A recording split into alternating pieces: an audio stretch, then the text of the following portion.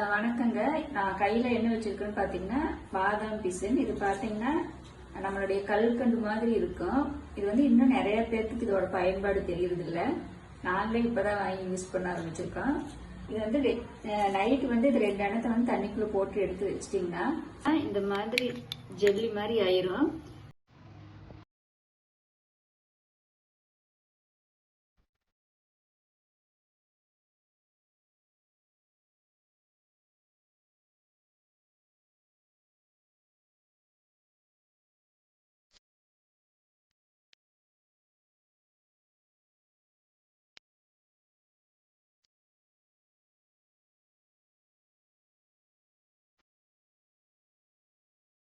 ஊற வச்சு காலையில ஜூஸ்ல போட்டு கொடுங்க குழந்தைகளுக்கு.